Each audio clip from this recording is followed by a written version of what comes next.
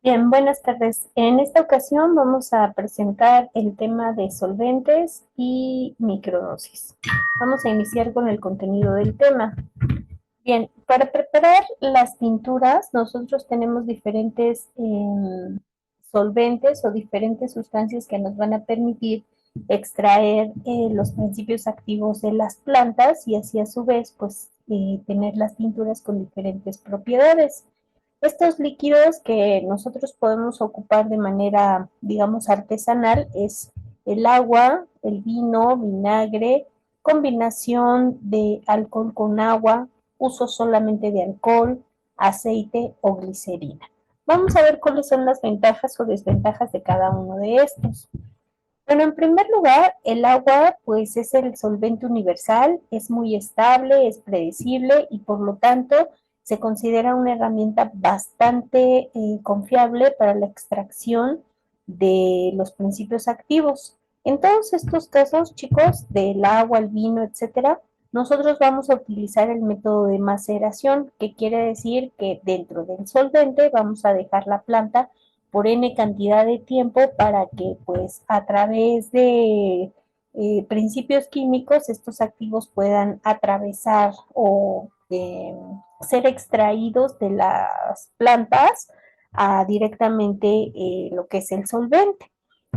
Entonces, como mencionábamos, pues el agua es excelente, es lo mejor que podemos tener. Sin embargo, el agua, las preparaciones con agua, pues tienen un tiempo de vida bastante corto, ¿no? Entonces, ese es el gran inconveniente que tenemos en cuanto al tema del agua.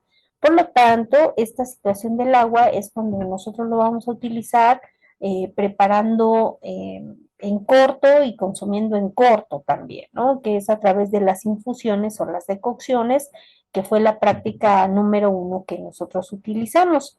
Entonces, bueno, pues el agua es el solvente más económico, más abundante, que va a poder obtener todo tipo de propiedades que tenga la planta. Sin embargo, pues debido al tiempo de vida, no podemos hacer preparaciones por largo tiempo con el agua. El agua fría es un excelente solvente, sobre todo para obtener activos como son azúcares, proteínas, gomas, mucílagos, taninos, materia que muchas veces no es soluble en el tema del alcohol, sales minerales, glucósidos, ¿verdad? Entonces, todos estos activos son bastante fácil de obtener con el agua.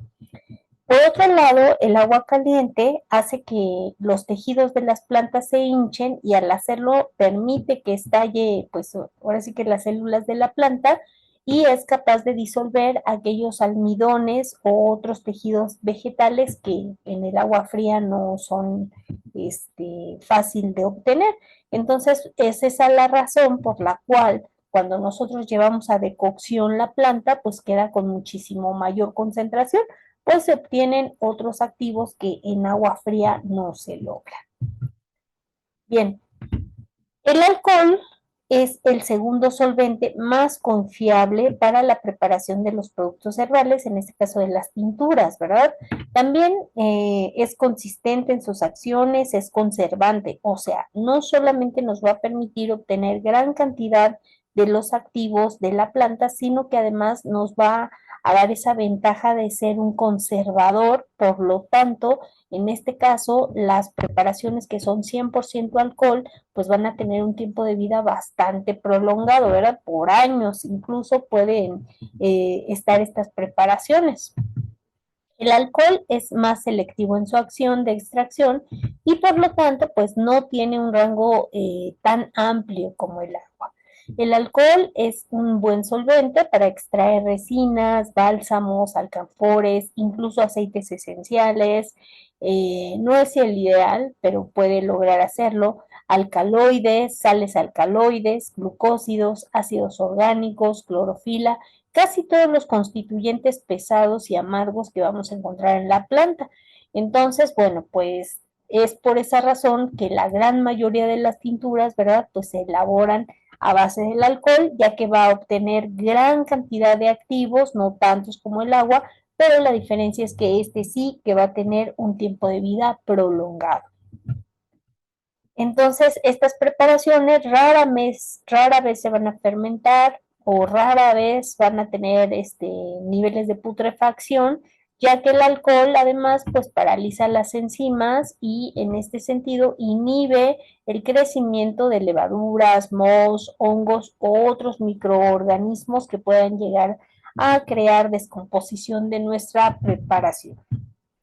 El alcohol, entonces, como conservante, pues va a ser muy eficiente y a menudo muy necesario, porque, pues, como ya mencionamos, elimina la actividad microbiana, conserva los preparados casi indefinidamente, es decir, por mucho, mucho tiempo, puede inactivar enzimas que son destructivas de los alcaloides, es decir, que va todavía a funcionar como una especie de antioxidante en la preparación, controla la descomposición química destructiva de los glucósidos y saponinas debido a la presencia de agua. Entonces, bueno, le da mucha estabilidad a la preparación, ¿no? Difícilmente va a cambiar su configuración química y difícilmente va entonces a perder las propiedades nuestra preparación. El alcohol, además, se puede llegar a mezclar tanto con agua como glicerina en todas proporciones. Es decir, podemos hacer 50% de alcohol, 50% de agua, 70% de alcohol, 30% de agua, etcétera. No es recomendable para obtener albuminas o proteínas vegetales, ¿verdad? Pero sí para no es tampoco recomendable ni para almidones, ni para gomas o materiales mucilaginosos, que esos básicamente se obtienen en el agua, pero sí es muy bueno para obtener todo lo que son alcaloides, taninos, flavonoides, sí que los podemos obtener a través del alcohol. El almacenamiento de las preparaciones que nosotros obtengamos debe de ser, sobre todo de alcohol, ¿verdad? Tienen que ser en botellas color ámbar, fuera del sol, fuera del calor, de preferencia que las botellas sean de vidrio y mantener herméticamente cerrado para evitar evaporización del producto, para evitar fugas. Y bueno, recordemos también que el alcohol pues es un líquido inflamable, entonces pues hay que tenerlo lejos de esta exposición del fuego, pues para evitar accidentes. Otro solvente del cual podemos hablar es el vino, por un lado, por otro lado el vinagre. El vino conlleva un poco de alcohol y el vinagre pues tiene un sabor ácido, que hay que tomar eso en cuenta. La presencia del alcohol en el vino y el ácido acético en el vinagre van a dar esa parte de conservación hasta cierto punto.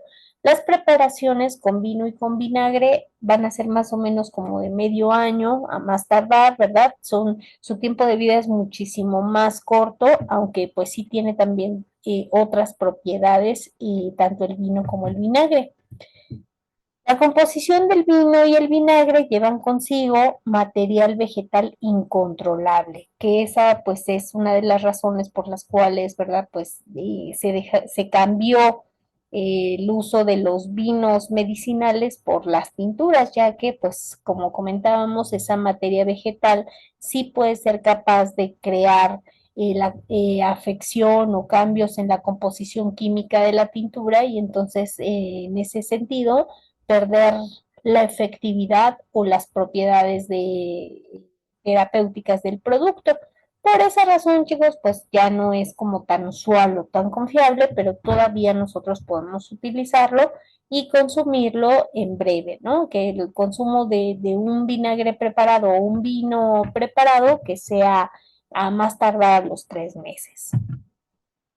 El vinagre se clasifica generalmente entre los derivados del alcohol, es producido por la oxidación de los líquidos alcohólicos, especialmente de la sidra de manzana y del vino.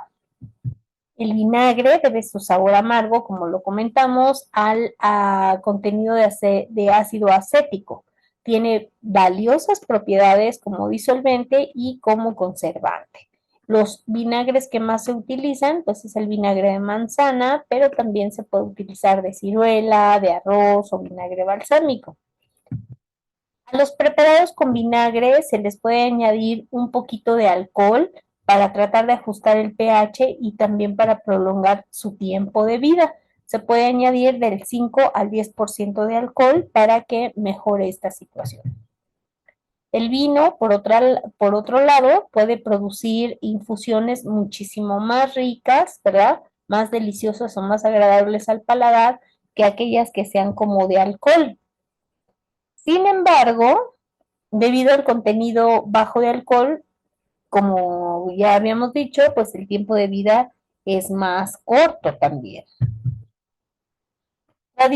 Tradicionalmente se usaban los vinos blancos para elaborar estos vinos medicinales que comentamos, ya que tienen menor cantidad de taninos. El vino tinto tiene más cantidad de taninos y en ese sentido, pues puede crear mayor cambio en la configuración del producto, puede llegar a ser un poquito más tóxico, ¿sí? Y hay que considerar que el uso de plantas altas en alcaloides, pues también tienden a ser más tóxicas. Entonces, bueno, pues los que más se utilizaban eran los vinos blancos.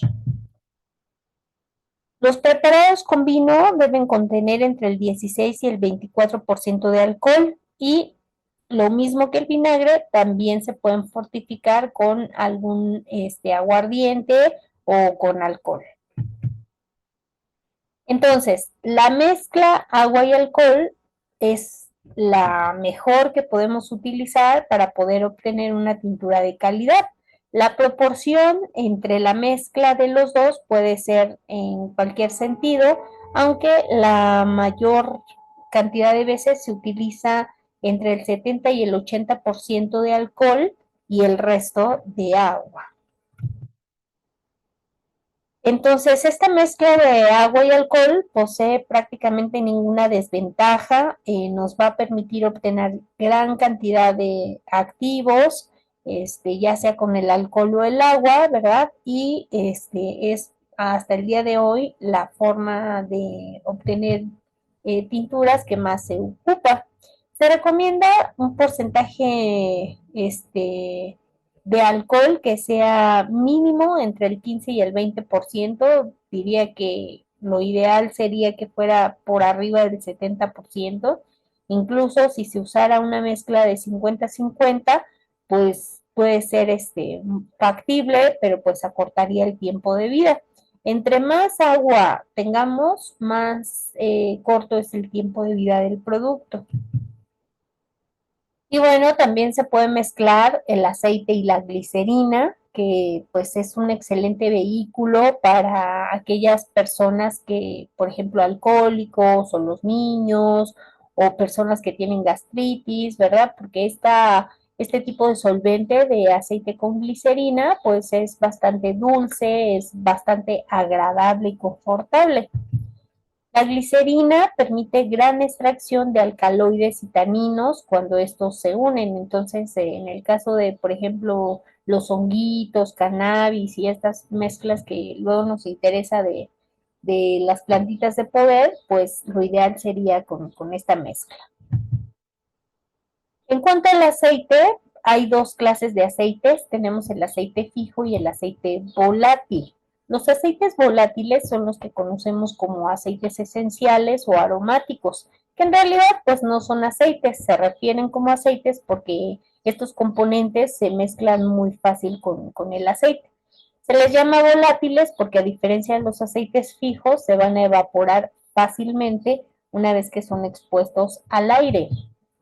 Además de los aceites esenciales aromáticos y los fijos, también existen los aceites minerales, como por ejemplo la cera, la parafina, perdón. Los aceites minerales van a ser una mezcla de hidrocarburos líquidos obtenidos del petróleo. Se obtienen tanto reino vegetal como del reino animal y se llaman a menudo aceites grasos ya que químicamente son grasas. O sea, los aceites fijos, perdón, los aceites fijos los podemos obtener tanto del reino vegetal como animal. Estos aceites son más o menos suaves, son grasos al tacto, pueden dejar una mancha permanente en estado líquido. Los aceites fijos además pues van a tener poco sabor o poco olor. Estos aceites fijos son buenos para la extracción de resinas, oleoresinas, aceites esenciales y flavonoides. Estos aceites son los que comúnmente utilizamos, por ejemplo, el aceite de oliva o el aceite de ajonjolí o de almendras dulces, ¿verdad? Esos son los aceites grasos que generalmente ubicamos. Químicamente, en la mayoría de los casos, los aceites fijos consisten principalmente en tres sustancias, que es la oleína, estearina y palmitina. Entonces, estos aceites fijos o grasos van a estar compuestos por estos tres elementos. Depende de la combinación de los mismos, es su consistencia. La oleína es la porción líquida de la grasa y la estearina y la palmitina son las sólidas. Entonces, como depende de la proporción de mezcla que tenga, pues es de cada una es la consistencia final que veremos. El aceite de almendras, compuesto principalmente de oleína, es siempre líquido. Mientras que, por ejemplo, la mantequilla, el cebo, la manteca de cerdo tienen gran cantidad de estearina, que pues obviamente son sólidos, o el aceite de coco también. Los aceites fijos se descomponen en el intestino por los jugos digestivos en ácidos grasos y en glicerina, ¿verdad? Que son los productos finales de el metabolismo de las grasas. La descomposición y la rancidez de las grasas y los aceites se deben a la exposición tanto al calor, al aire, a la humedad o a la luz. La presencia de los tejidos animales y vegetales, proteínas y otras sustancias pueden causar fermentación que inducen a una descomposición, a la liberación de ácidos grasos y producen ácidos volátiles olorosos desagradables, que es el olor a rancio que generalmente nosotros percibimos cuando un aceite pues ya está, eh, estuvo mucho tiempo en el calor o en el aire o en un lugar húmedo. A menor cantidad de minerales en su volumen van a tener más espacio de entre sí para poder disolver y mantener los componentes de una hierba cuando se mezcla con él. Es decir, que el aceite, pues obviamente también lo podemos ocupar nosotros para mezclar ahí la planta y entonces ya deje de ser solamente un aceite graso, sino que sea un aceite medicinal a través de la obtención de los activos que nosotros coloquemos en él. Cabe mencionar que las maceraciones en aceite requiere de por lo menos 3 meses, ya que el paso de los activos al aceite pues no es tan rápido como es en el agua o como puede ser en el alcohol, ¿correcto? Bien, entonces vamos a ver cuál sería el procedimiento para la elaboración de nuestra tintura. Bien, tenemos nosotros dos métodos, lo que se llama método simple y método de peso o complejo. En el método simple podemos utilizar una planta fresca o una planta seca. Veamos con una planta fresca. En este caso, nosotros vamos a necesitar un envase, ¿verdad? Y vamos a llenar hasta 3/4 de su capacidad el envase con la planta. Tenemos que previamente haber lavado y desinfectado nuestra planta, la vamos a cortar en partes medianas, ¿verdad? Que pues, nos permita ir llenando el frasco, pero sin que quede demasiado apretada la preparación, o sea, que no quede demasiado lleno. Si la planta está entera o casi entera, podemos apretar bien el envase, pues así quedará bastante espacio para el vehículo. No hay que saturar de planta el envase para que pueda el líquido fluir libremente a través de la planta, ¿correcto? Ahorita vamos a hacer un video de muestra para que puedan ver la diferencia entre uno y otro. Si mi planta es seca, en lugar de llenar el envase a 3/4, voy a llenar el envase solamente a la mitad, ya que esta planta, ¿verdad? Que de preferencia esté en cachos o esté entera y no en polvo. El polvo no es una buena idea realizar una tintura con planta en polvo. Es mejor el polvo utilizarlo como si fueran Nescafé, haz de cuenta, en el té y tomarlo de esa manera. Para elaborar la tintura se requiere la planta troceada o completa, pero no en polvo. Hay que tener en cuenta que la planta seca se va a rehidratar. Es por esa razón que nosotros no podemos ponerle 3/4 del envase, porque si no, pues nos vamos a quedar sin nada de producto. Entonces, es por esa razón que solo lo vamos a llenar a la mitad, la planta se va a rehidratar, va a chupar parte del producto y entonces, bueno, pues puede ser que obtengamos menos.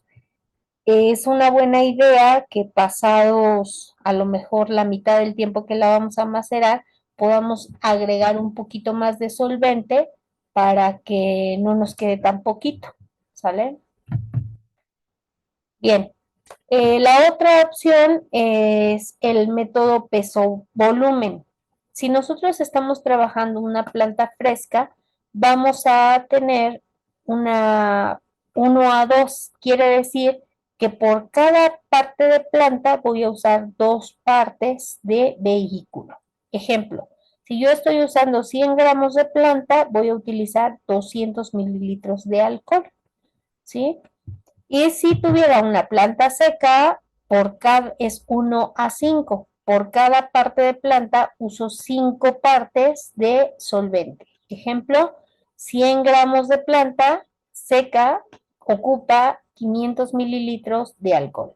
Esto no siempre se puede llevar a cabo, no siempre se cumple, ya que depende de las características de la planta, ¿verdad? De pronto puede ser una herbácea, como por ejemplo el romero, o de pronto puede ser una semilla. Entonces, esto a veces es un poco complicado. Yo les recomiendo utilizar más el método simple para que sea mejor entendido, ¿no? O sea, que puedan apreciar mejor si se puede poner el frasco a 3/4 o se puede colocar a la mitad. ¿Cuánto tiempo se va a dejar macerando? Bueno, se puede dejar de 3 a 4 semanas, es normalmente lo que ocuparía, aunque se puede usar meses, años, incluso macerando un producto, ¿verdad? Los chinos suelen no solamente dejar los años, sino también enterrarlos. Entonces, imagínense la preparación de sus aceites o de sus tinturas que pues lleva mucho tiempo. Un promedio puede ser entre 4 y 6 semanas para tener una muy buena extracción. Durante el periodo vamos a tratar de agitar periódicamente o hacer percusión para que toda la planta siempre esté cubierta por alcohol. Los primeros días podremos notar que el nivel del vehículo o del solvente va bajando, por lo tanto, como decíamos, lo podemos rellenar. Pues pasado el tiempo de maceración, vamos a hacer el filtrado. Para hacer el filtrado podemos usar coladores o percoladores de tela, como pues de manta de cielo, de algodón. Se puede usar los filtros que se utilizan para el café, por ejemplo. Y bueno, la idea es que nosotros colemos y dejemos posteriormente en un envase de cristal, de preferencia oscuro, etiquetar nuestra tintura detallando, pues puede ser la propiedad, ¿verdad? Puede ser tintura diurética o tintura digestiva, o en su defecto, tintura de romero o de las plantas que la hayamos preparado. Lo vamos a almacenar en un lugar alejado de la luz y del sol, del calor, Y bueno, pues a partir de ahí, si nosotros usamos una preparación de 70% alcohol, 30% agua o más alcohol, como puede ser 80-20, entonces debemos de tener en cuenta un año de caducidad para nuestra tintura. En general, se puede decir que una tintura de planta seca puede mantenerse un mínimo de 2 años en buen estado. Si se ha hecho con una planta muy rica en agua, la duración puede ser menor, por eso decimos que un año estaría bien. Cuanta más agua tenga la materia vegetal y menor sea la graduación del alcohol, menor será el tiempo de duración. Podemos guardarla en el refri para que se conserve por más tiempo. Para la utilización se puede empezar entre 10 y 20 gotas varias veces al día, disueltas en un poco de agua, infusión o y en la medida que vaya, bueno, revisando y recordando un poco el tema de posología, recuerden que pueden utilizar hasta 40 gotas por toma. También la podemos utilizar en uso externo, directamente mezclada con otros elementos, como puede ser en un baño, puede ser en algunos productos cosméticos, como enjuague bucal, etcétera. También se puede utilizar a modo de compresa, empapando un paño en la tintura pura o en una tintura diluida en alcohol para que podamos obtener esas propiedades en esta nueva elaboración. Las tinturas con concentrados muy activos, pueden llegar a ser tóxicas si se usan con exageración. Entonces hay que tomar en cuenta todo lo que comentamos de posología para que no tengan estos problemas.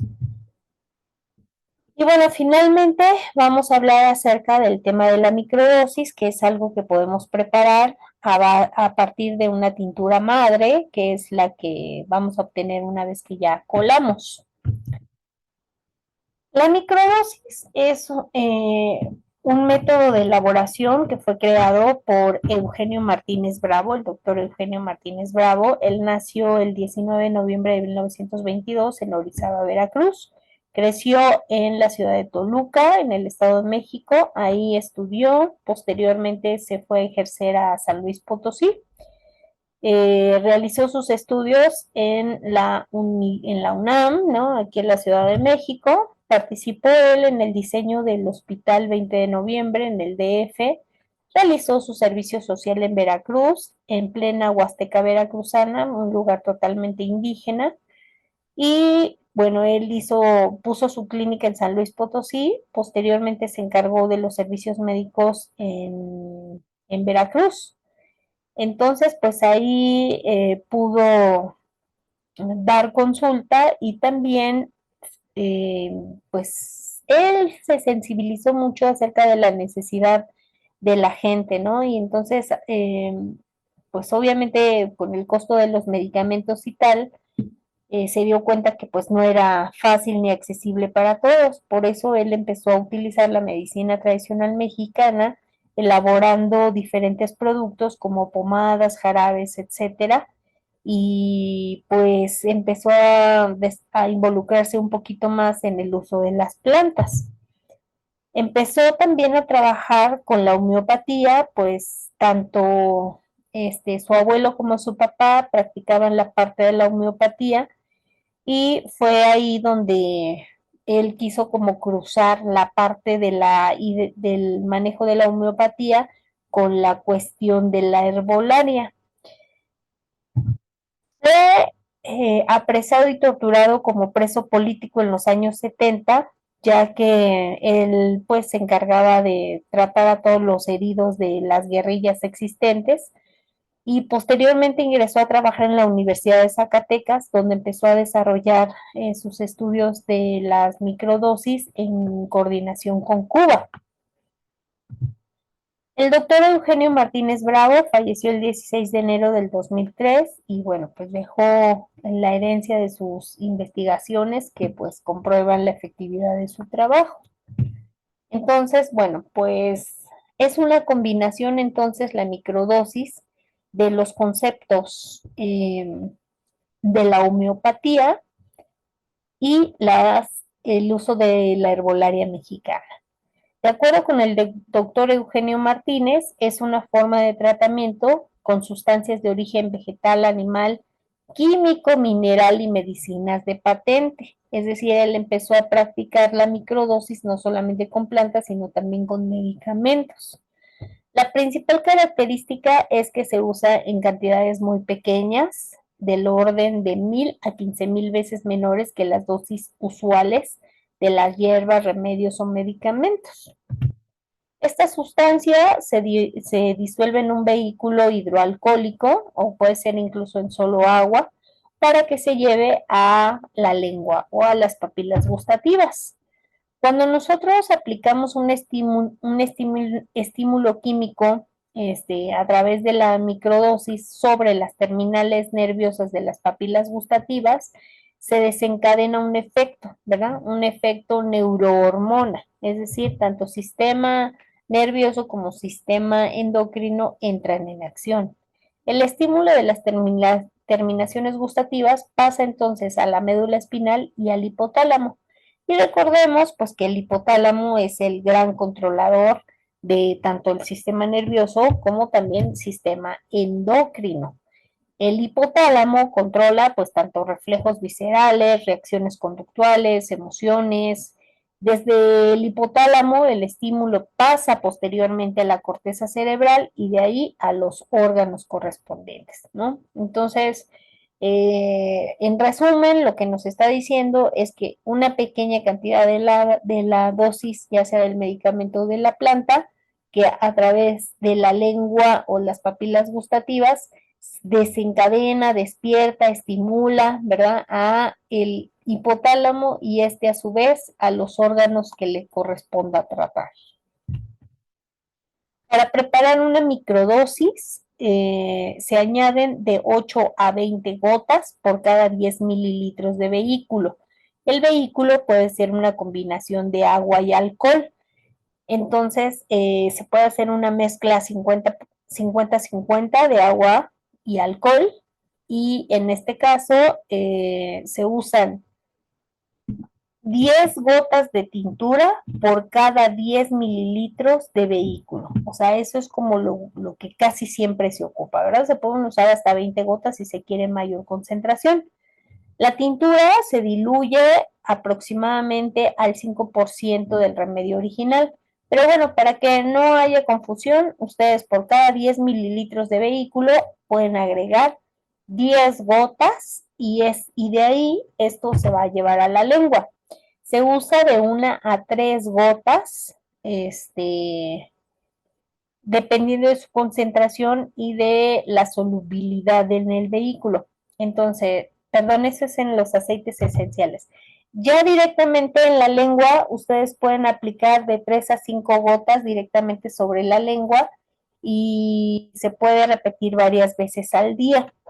Este otro que estábamos viendo es en el caso de que nosotros estemos manejando aceites esenciales, o sea, no una tintura madre, sino un aceite esencial.